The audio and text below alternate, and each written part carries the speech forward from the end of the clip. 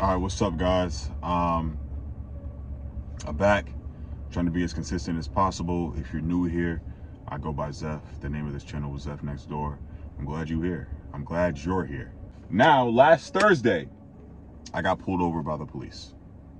Essentially, what happened was Thursdays, I get up very early to skip traffic to go to work because work is a distance on Thursdays. And it was around like 6 in the morning when this happened. I was on the highway and I was so tired that I only had the goal to get to work as fast as possible. In doing so, I sped past a police officer. Yeah, that's exactly what I did. No excuses. And I was eventually stopped. Pulled me over to the side, went to the car, and I'm like, I ain't do nothing wrong. I'm a good guy. I got a guy who got a guy. Pulls me over, stops me, and says, "Good morning, how's your morning going?" I said, "Good." And by this time, I'd already felt defeat because I knew it was clear for me. I knew it was clear. And he says, the speed limit is 60. You went 89. License and registration. I said, God, it's clear. I don't know what to do. I just got a cut on my eyes. Mind you, I knew that if he were to give me a ticket and I were to receive a fine, I deserved it. Bro says license and registration. I pull out my license. He was like, "I'm not going to waste your time. What year is your car?" And he was like, "Are you going to work this morning?" I was like, "Yeah." He was like, "All right, man, I'll be right back." He goes to his car. He comes back out and he says the following: "You know what? I'm going to let you go. I understand that you're going to work, but please understand that the next time you go on the road, watch your speed." I said, "Cool." And it was like, "Make sure you speed up and then go onto the shoulder when you gain enough speed."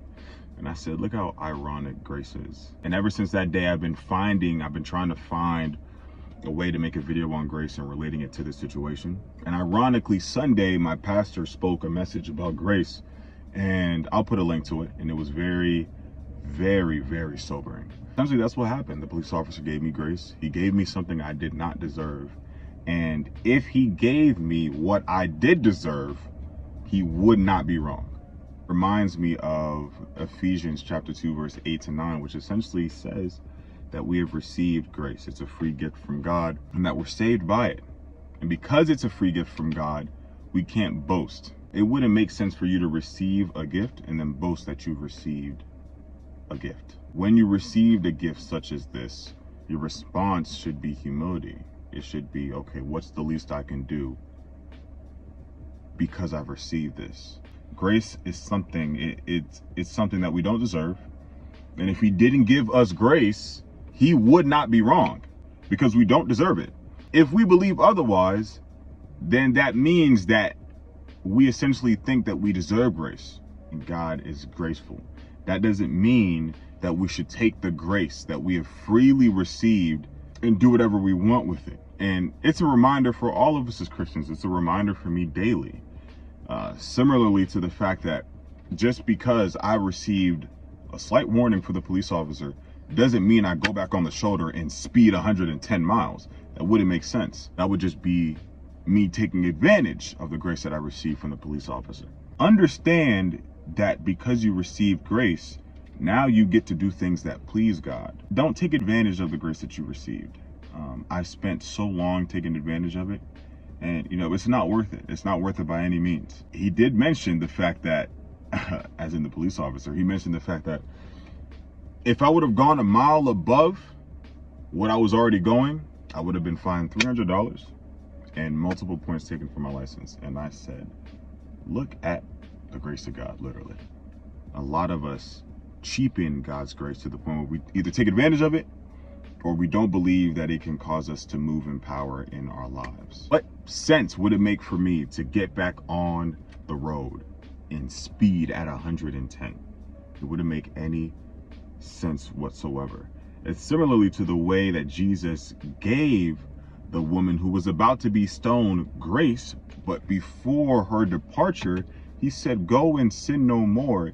He wouldn't have said that if it wasn't possible. So understand that grace is not something that we should be taking advantage of, but it's something that gives us power. It's something that causes us to move in a way that pleases the one true and living Savior. Don't take advantage of grace. don't take advantage of the fact that you're on a highway with not many cars on it. Don't speed, because you never know when the police officer can come behind you and say, hey, don't do that now. I'm gonna give you this warning. Now go on the shoulder though. And don't speed off, because I'm watching you. Love you guys. I hope you guys move in the grace that you have freely received. I hope that you move in a way that pleases the Lord, and in a way that can allow you to give grace to others. Stay safe, stay in the Word, stay in community, and I will see you guys when I see you guys.